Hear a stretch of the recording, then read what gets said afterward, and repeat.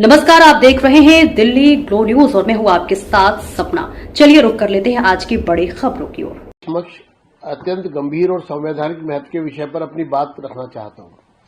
यह विषय केवल एक व्यक्ति या दल तक सीमित नहीं है, बल्कि यह इस सदन की गरिमा, अधिकार और विशेषाधिकारों से सीधे जुड़ा हुआ मामला है। साथियों, ये जो कल घटित हुआ है, ये अत्यंत दुर्भाग्यपूर्ण है और इससे दिल्ली विधानसभा के सदन के विशेषाधिकार पर चोट हुई है। ये भारत के संविधान पर जिस तरह से चोट की गई है, कॉन्स्टिट्यूशनल जो अथॉरिटी है सदन, उसके भावनाओं से जो खिलवाड़ हुआ है, ये गंभीर मामला है।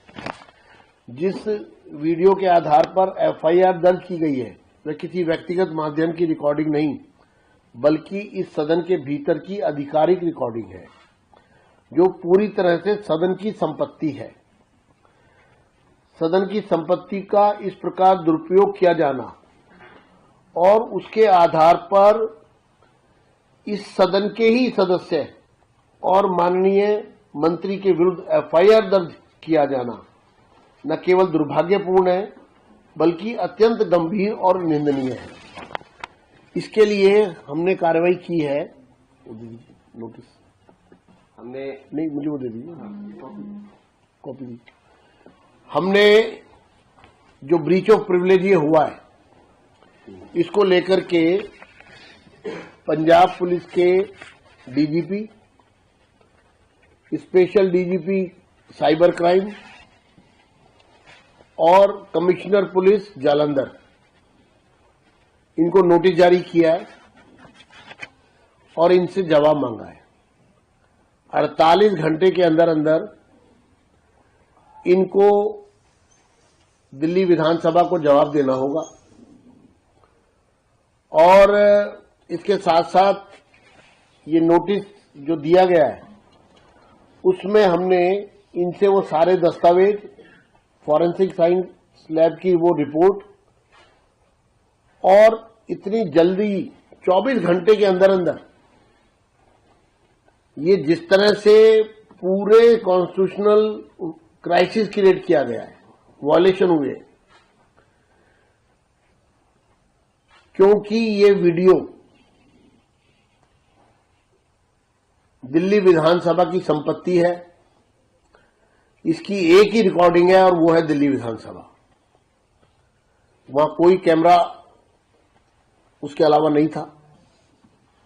उसके अलावा वहां पर किसी को ने रिकॉर्डिंग करने का उसके पास राइट भी नहीं था, क्योंकि ये रिकॉर्डिंग हमारी डायरेक्ट जो है, ये फीड, लाइव फीड जो है, वो पूरे देश को दी जाती है।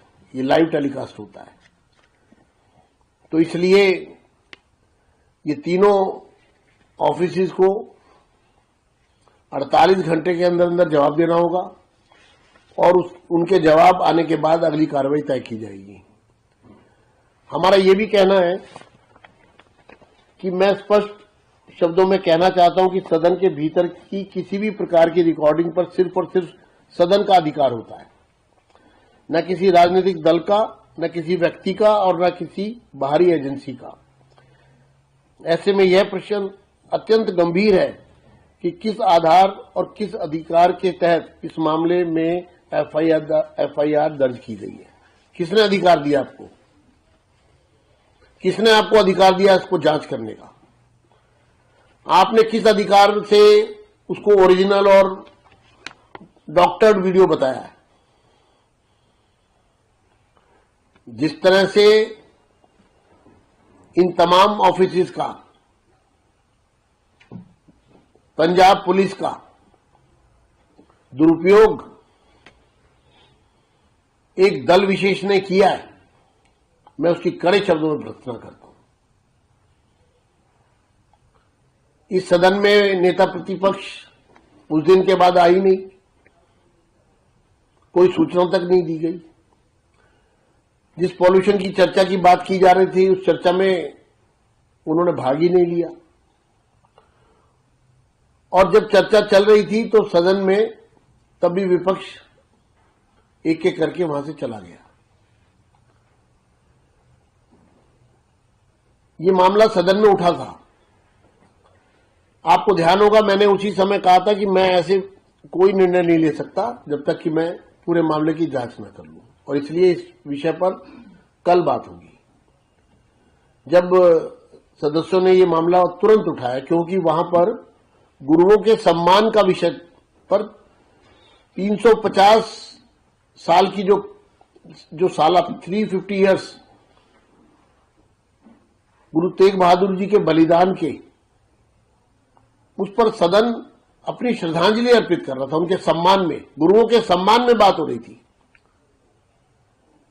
गुरुओं की बात हो रही थी, गुरुओं को याद किया जा रहा था, उनके बलिदानों को याद किया जा रहा था।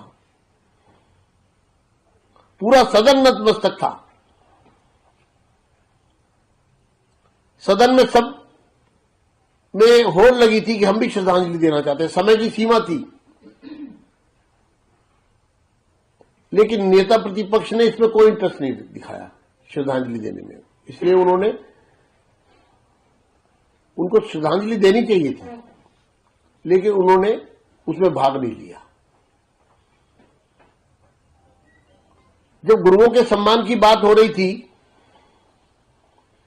तो ऐसे में मुझे यह समझ में नहीं आता कि अचानक ऐसा क्या गुस्सा आया उन्हें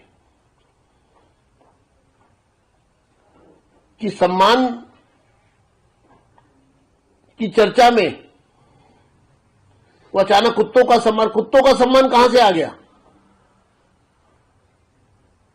ये बात समझ से परे थी। और फिर जो अपशब्द बोले आगे जोड़ करके, या ये कहते हुए कि ये हो रहा है, ये हो रहा है, ये हो रहा है। 140 करोड़ का देश, पूरी दुनिया गुरुओं के बलिदान के प्रति समर्पित है। कई सदस्य तो जब सदन में गुरुओं को याद कर रहे थे तो उनकी आंखों में आंसू थे। पूरा सदन गुरुओं के प्रति समर्पित